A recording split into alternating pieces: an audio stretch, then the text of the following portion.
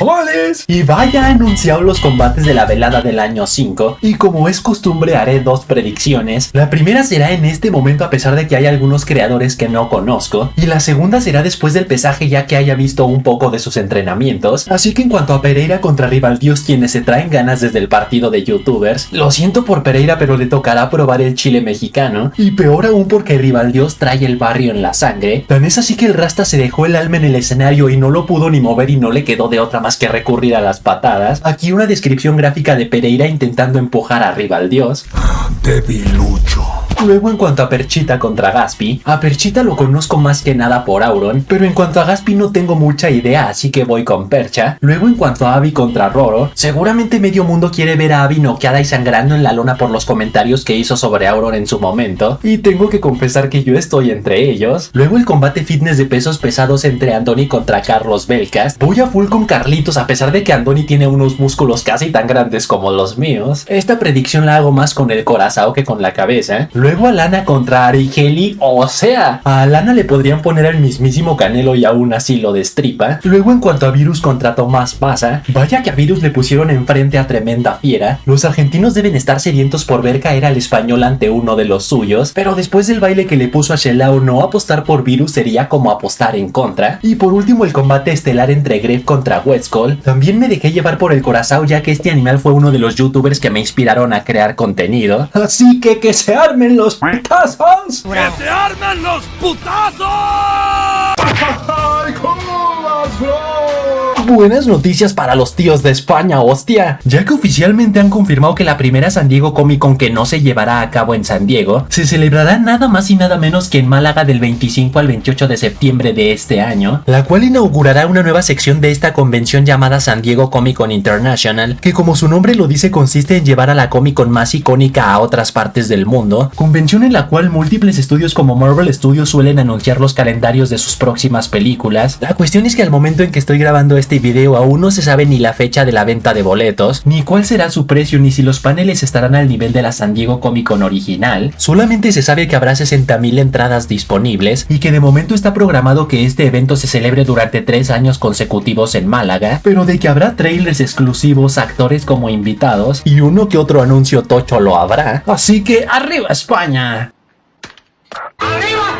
En cuanto a Noticias Express, la serie Daredevil Born Again no se cansa de romper récords, pero en esta ocasión no de crítica profesional ni aceptación por parte del público general, sino de reproducciones, ya que se convirtió en la serie más vista de todo Disney Plus en lo que va del año, específicamente con 7.5 millones de views en sus primeros 5 días. Y sí, sé que muchos dirán que ser la serie más vista del año no es un gran mérito ya que apenas estamos en marzo, por lo cual decidí hacer una comparativa con las cifras de otras series de Marvel Studios en el mismo lapso de tiempo, y vaya que al demonio de Hell's Kitchen no le fue nada mal ya que superó a la primera temporada de Loki, a Moon Knight, a Hawkeye y a Your Friendly Neighborhood Spider-Man, entre otras que no eran muy difíciles de superar, y eso sin contemplar que Daredevil Born Again es clasificación R. Y por otro lado, ahora sí ya es 100% un hecho que Papa Esidio fue elegido por Warner para interpretar a Severus Snape en la serie live action de Harry Potter. El problema es que el actor recibió tanto hate en todas sus redes sociales, incluso amenazas de muerte tanto para él como para su familia, que en menos de un día se vio obligado a restringir su cuenta de Instagram, o sea que ya no es pública sino solamente pueden seguirlo y comentar sus publicaciones las personas que él quiera, lo cual se suma a la lista de casos en que actores han sufrido oleadas de hate masivas por participar en proyectos con bases de fans enormes, como fue el caso de Robert Pattinson en The Batman, Daisy Ridley en Star Wars, Hailey Bailey en La Sirenita, Gal Gadot en Blancanieves, Brie Larson en Capitán Marvel y Bella Ramsey en The Last of Us, entre muchísimos otros más. ¡Eres un monstruo! Y ojo, yo he dicho múltiples veces que no estoy de acuerdo en que cambien el origen de un personaje conocido solo por ser políticamente correctos. Si quieren crear a un personaje nuevo desde cero que sea negro, gay, latino, con rasgos asiáticos, que se identifique como capibara y se vista como furro, no hay problema, pero ya de ahí a cambiar a un personaje ya bien establecido solo para quedar bien los hace quedar todavía peor. Pero eso sí, lo de meterse con un actor y con su familia ya es cruzar límites. No olvidemos que para ellos es un trabajo más que les dará tanto tanto currículum como de comer a sus familias, estoy seguro de que si a una persona con características físicas totalmente opuestas a las de Thor le ofrecen el papel de Thor, no dudaría ni el más mínimo segundo en aceptar. Nada de que lo rechazaría con el argumento de que le estaría faltando al respeto al personaje. Así que en todo caso a quien tendrían que estar funando es a Warner y a los encargados del casting, no a este pobre inútil. Estás negro,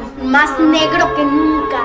Y ahora sí, la noticia estelar. El director de Capitán América Brave New World, Julius Onah, reveló en una entrevista que en el primer borrador de esta película estaba programado un cameo de los Illuminati, específicamente en la escena postcréditos donde en vez de ser solamente mencionados por el líder iban a tener un cameo como tal, animales de los cuales ya tuvimos una pequeña pizca en Doctor Strange 2, quienes estaban conformados por Charles Xavier, Mr. Fantástico, Capitán Carter, Black Bolt, Capitán Marvel de Maria Rambeau y una variante de Doctor Strange con el propósito de defender a su Tierra 838 de amenazas multiversales e incursiones, pero digo que esta fue una pequeña pizca ya que nuestra Wanda los hizo añicos en segundos. Tremenda paliza, negra. Y en cuanto a los cómics, estos pelotudos están conformados por las personas más influyentes de diferentes facciones como Tony Stark representando a los Avengers, Charles Xavier representando a los mutantes, Reed Richards representando a los Cuatro Fantásticos, Black Panther representando a Wakanda, Namor representando a Atlantis y Black Bolt representando a los Inhumans. El problema es que a pesar de tener a varios de los humanos más inteligentes del mundo en sus filas, sus amenazas más grandes fueron provocadas por ellos mismos, como la Guerra Mundial Hulk, ya que tras engañar a Bruce Banner enviándolo al espacio sin posibilidad de regreso, terminó en un planeta llamado Sakaar donde conoció al amor de su vida, de quien estaba esperando un hijo. La cuestión es que la cápsula en la que los Illuminati lo enviaron explotó matando por accidente a su esposa embarazada, por lo cual Hulk furioso reclutó a un ejército para regresar a la Tierra en búsqueda de venganza, y ya se darán una idea de cómo se puso la cosa.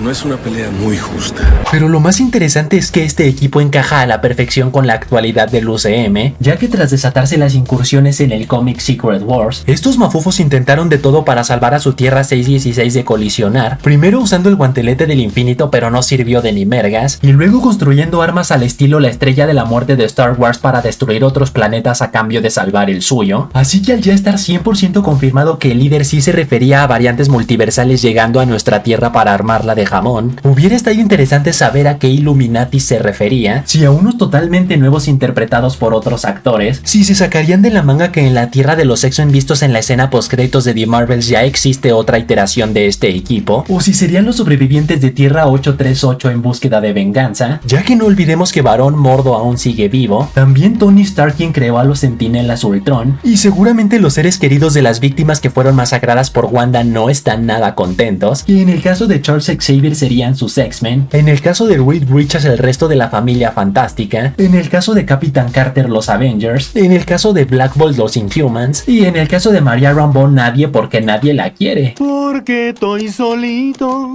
no hay nadie aquí a mi lado. Y así que hasta ahí, chavales, hasta ahí. Tú pon en los comentarios quién es tu miembro favorito de los Illuminati. Y recuerden que pueden seguirme en Facebook, donde publico noticias, momazos y todos mis videos. Y saludos para Mauricio Fernández, Pedro León, Hero Asensio, Rises Gamer, Jorgerbis, Jesús08, Noemera que dice: y le damos tus resúmenes. Qué agradable sujeto. Y Kaiju Dominion que dice: me embarazó Killer, pero este comentario se va a perder. ¡Me metió por el culo! Así que ya saben, manténganse fuertes, sueñen en grande, rapan a duro. Y nos vemos en la próxima.